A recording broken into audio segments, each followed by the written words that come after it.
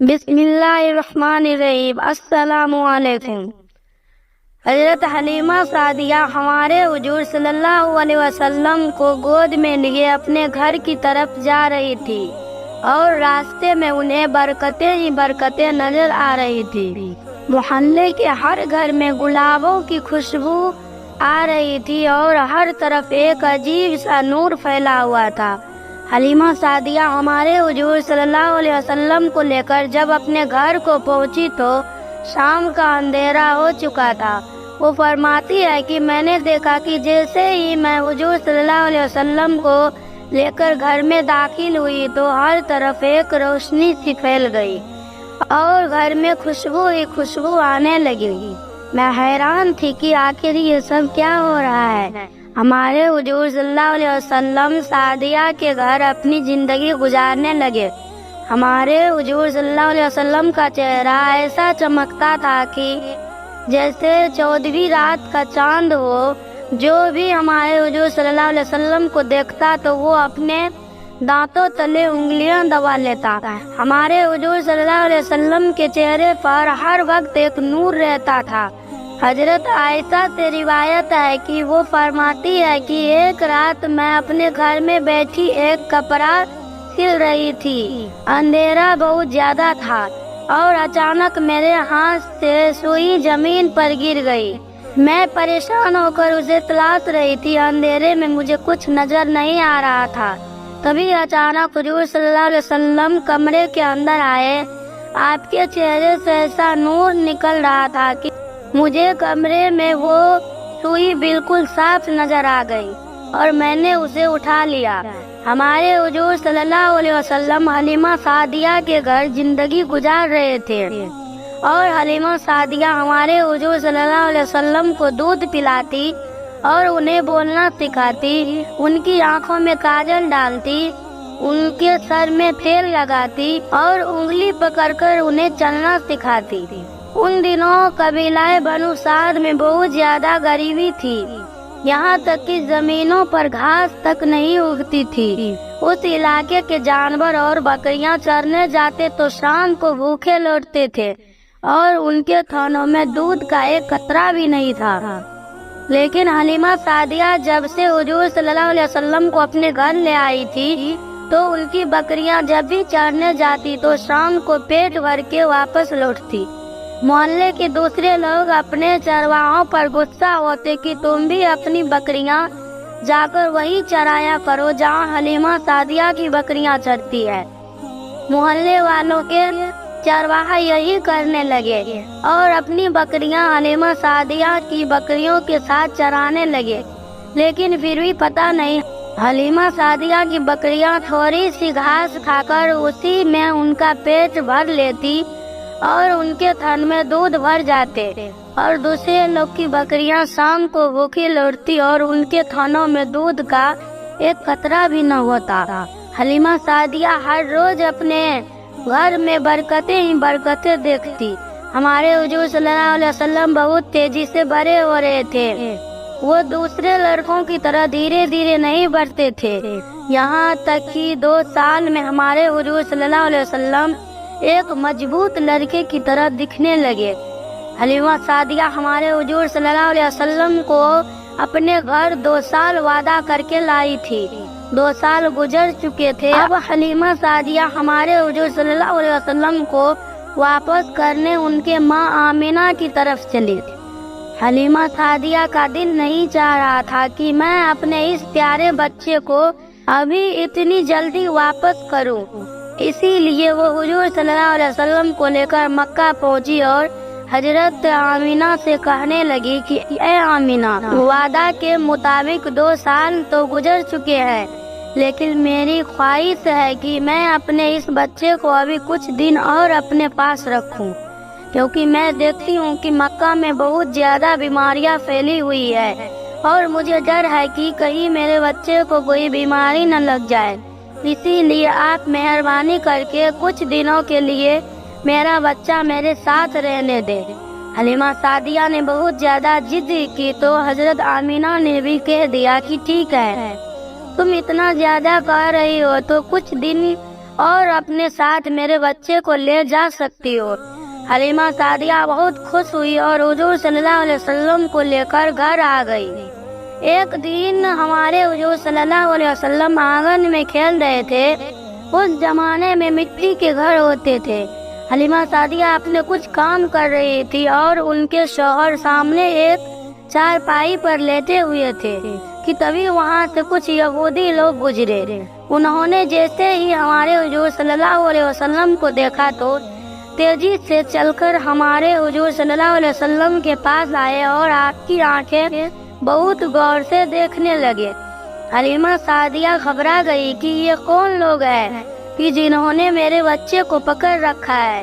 پھر ان یہودیوں نے حلیمہ سعدیہ سے پوچھا کہ اس لڑکے کی آنکھوں میں یہ لال رنگ کے ڈورے ہمیشہ سے رہتے ہیں یا کسی بیماری کی وجہ سے ہے؟ حلیمہ سعدیہ نے کہا کہ ہمیشہ رہتے ہیں۔ پھر ان یہودی نے حضور صلی اللہ علیہ وسلم کی پیٹھ پر مہر نبوت دیکھی تو آپس میں کہنے لگے کہ اس بچے کو قتل کر دو ورنہ یہ ہمارے دین کو ختم کر دے گا۔ حلیمہ سعدیہ ان کی یہ باتیں سن کر اور گھبرا گئی۔ تبھی ان یہودی نے حلیمہ سعدیہ سے پوچھا کہ اس بچے کا باپ کہاں ہے؟ حلیمہ سعدیہ نے فرمایا کہ وہ سامنے چارپائی پر لیٹے ہیں۔ یہ سن کر یہودی نے کہا کہ اگر تو کہتی کہ اس بچے کا باپ مر چکا ہے تو ہم اسے ابھی قتل کر دیتے۔ یہ کہہ کر وہ یہودیوں یہاں سے چلے گئے۔ حلیمہ سعدیہ بہت زیادہ گھبرا گئی تھی، لیکن اسی واقعے کے کچھ ہی دنوں بعد حلیمہ سعدیہ کے گھر کے پاس سے کچھ عیسائی لوگ گزرے۔ جب انہوں نے حضور صلی اللہ علیہ وسلم کو دیکھا تو وہ سمجھ گئے اور حلیمہ سعدیہ سے پوچھنے لگے کہ اے بیوی، اس لڑکے کی آنکھوں میں یہ لال ڈورے ہمیشہ رہتے ہیں یا کبھی کبھی؟ حلیمہ سعدیہ نے کہا کہ ہمیشہ رہتے ہیں۔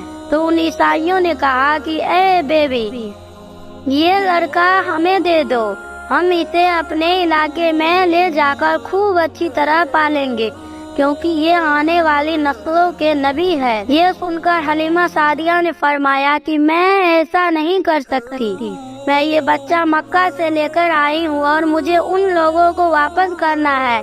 یہ سن کر وہ عیسائی وہاں سے چلے گئے۔ ایک دن حضرت حلیمہ ہمارے حضور صلی اللہ علیہ وسلم کو لے کر ایک میلے میں گئی۔ یہ میلہ عکاظ نامی ایک بستی میں لگا کرتا تھا۔ اس میلے میں عرب کے بڑے بڑے لوگ آتے اور پورا مہینہ ہر طرف چہل پہل رہتی تھی۔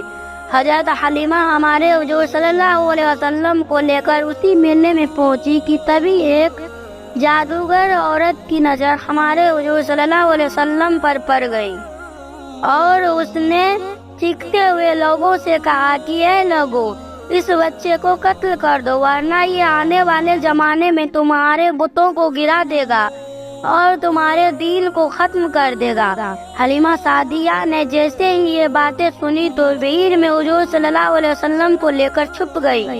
لوگوں نے ہمارے حضور کو بہت تلاش کیا لیکن اللہ کی مدد سے وہ لوگ ہمارے حضور صلی اللہ علیہ وسلم کو نہ پا سکے۔ حضرت حلیمہ تیزی سے حضور صلی اللہ علیہ وسلم کو واپس لیے اپنے گھر کی طرف جا رہی تھی کہ ان کا گزر جلد بستی سے ہوا۔ یہاں بھی ایک میلہ لگا ہوا تھا۔ اس میلے میں ہر سال ایک بہت بڑا جادوگر آ کر بیٹھتا تھا اور لوگوں کو دیکھ کر ان کی قسمت بتاتا تھا۔ جب حضرت حلیمہ ہمارے حضور صلی اللہ علیہ وسلم کو لے کر اس جادوگر کے پاس سے گزری تو اس جادوگر کی نظر جیسے ہی ہمارے حضور صلی اللہ علیہ وسلم پر پڑی تو اس نے چیخنا شروع کر دیا اور کہنے لگا کہ یہ لوگوں، اس لڑکے کو مار ڈالو ورنہ یہ تمہارے دین کو ماننے والے کو ختم کر دے گا اور تمہارے باتوں کو توڑ دے گا اور عرب میں تمہارے باپ دادا کی نشانیاں ختم کر دے گا۔ یہ کہتے ہوئے وہ جادوگر حضور صلی اللہ علیہ وسلم کی طرف جھپتا تاکہ آپ کو پکڑ کر جان سے مار لے، لیکن اسی وقت اس پر اللہ کا عذاب آ گیا اور وہ پاگل ہو گیا اور پھر اسی پاگل پن میں اس کی موت ہو گئی۔ یہ ساری چیزیں دیکھ کر حلیمہ سعدیہ بہت زیادہ پریشان ہو گئی اور انہوں نے گھر آ کر اپنے شوہر کو سب کچھ بتایا تو وہ کہنے لگے کہ اے حلیمہ، مجھے تو اس بچے کے بارے میں اب ڈر لگنے لگا ہے، تم جتنا جلدی ہو سکے اس بچے کو اس کے گھر مکہ واپس کراؤ۔ حضرت حلیمہ سعدیہ حضور صلی اللہ علیہ وسلم کو لے کر مکہ کی طرف چل دی۔ 2 دنوں کے سفر کے بعد وہ مکہ پہنچی، لیکن ابھی وہ مکہ میں داخل ہو رہی تھی کہ اچانک ہمارے حضور صلی اللہ علیہ وسلم ان کے ہاتھوں سے کہیں غائب ہو گئے۔ وہ بہت پریشان ہو گئی۔ شام کا وقت ہو رہا تھا اور حضرت حلیمہ ادھر ادھر ہمارے حضور صلی اللہ علیہ وسلم کو تلاش کر رہی تھی، لیکن کچھ پتہ نہیں لگ رہا تھا۔ آخر پریشان ہو کر دوڑتی ہوئی حضرت عبد المطلب کے پاس پہنچی اور کہنے لگے کہ اے عبد المطلب، میں آپ کے پوتے محمد کو واپس کرنے کے لیے مکہ آ رہی تھی کہ پتہ نہیں مکہ کے پاس اچانک وہ کہیں غائب ہو گئے۔ میں انہیں بہت تلاش کیا لیکن کچھ پتہ نہیں چلا۔ یہ سن کر عبد المطلب بھی پریشان ہو گئے اور انہوں نے اپنے لڑکوں کو دوڑایا کہ جاؤ جلدی سے مکہ کے ہر طرف ڈھونڈو کہ میرا پوتا کدھر ہے، جلدی کرو، کہیں ایسا نہ ہو کہ اسے کوئی بھیڑیا اپنا شکار بنا لے۔ سارے لوگ پریشان ہو کر ہمارے حضور صلی اللہ علیہ وسلم کو ڈھونڈنے لگے۔ حضرت عبد المطلب کعبے میں گئے اور اس کا گلاف پکڑ کر روتے ہوئے اللہ سے دعا کرنے لگے کہ اے اللہ، میرے پوتے محمد کی حفاظت فرمانا، وہ جہاں بھی ہو صحیح سلامت میرے پاس بھیج دیجیے۔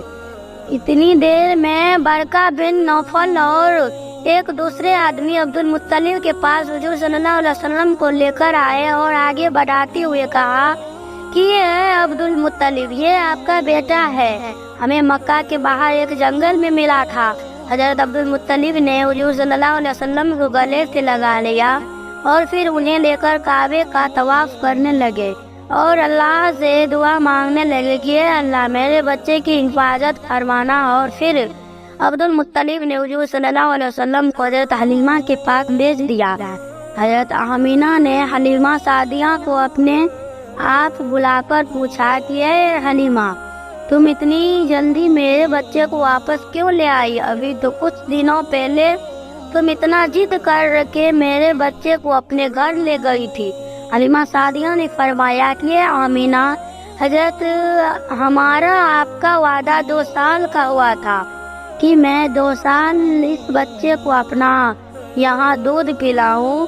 اب 2 سال گزر چکے ہیں، اسی لیے میں چاہتی ہوں کہ اب آپ ہی اس بچے کو پالیں۔ حضرت آمینہ سمجھ گئی کہ کچھ بات ہے اور اسی لیے کہنے لگے کہ اے حلیمہ، صحیح بتاؤ کہ اصل معاملہ کیا ہے۔ اب حضرت آمینہ نے بہت زیادہ کہا تو حلیمہ سعدیہ نے انہیں سب کچھ بتا دیا کہ کیسے جادوگر قتل کرنے کو کہہ رہا تھا اور یہودی نے قتل کرنے کی کوشش کی تھی، اور پھر آپ کے سینے کو 2 لوگوں نے کیسے پھاڑا تھا۔ حلیمہ سعدیہ یہ ساری باتیں بتاتی جا رہی تھی اور رو رو کر کہہ رہی تھی کہ مجھے ڈر لگ رہا ہے کہ کہیں میرے اس بچے کے ساتھ کچھ برا نہ ہو جائے۔ تو حضرت آمینہ نے کہا کہ اے حلیمہ، کیا تم میری بچے پر شیطان سے ڈرتی ہو کہ کہیں شیطان میرے اس بچے کو کوئی نقصان نہ پہنچا دے؟ تو حلیمہ نے کہا کہ ہاں آمینہ، مجھے اسی بات کا ڈر لگتا ہے۔ تو حضرت آمینہ نے فرمایا کہ اے حلیمہ، ایسا ہرگز نہ ہوگا۔ جب میرے اس بچے کی پیدائش ہو رہی تھی تو میں نے دیکھا کہ میرے اندر ایک نور نکلا ہے کہ جس نے ساری دنیا کو روشن کر دیا ہے۔ اور پھر حضرت آمینہ نے دائی حلیمہ کو پیدائش کے وقت کے سارے معجزے بتلائے اور فرمایا کہ اے حلیمہ، اب تم جا سکتی ہو، میں خود چاہتی ہوں کہ میرا پیارا بچہ میرے پاس رہے۔ دائی حلیمہ واپس چلی گئی اور پھر ہمارے حضور صلی اللہ علیہ وسلم اپنی امی آمینہ کے پاس زندگی گزارنے لگے۔ سبحان اللہ۔ اگر آپ کو اس طرح کے واقعات اچھے لگتے ہیں تو اس ویڈیو کو لازمی شیئر کریں، اور اگر آپ مزید ایسی ہی ویڈیو دیکھنا چاہتے ہیں تو ہمارے چینل کو سبسکرائب کیجیے۔ ملتی ہوں آپ کو ایک اور ویڈیو کے ساتھ، تب تک کے لیے اللہ حافظ، دعاؤں میں یاد رکھیے گا۔ شکریہ۔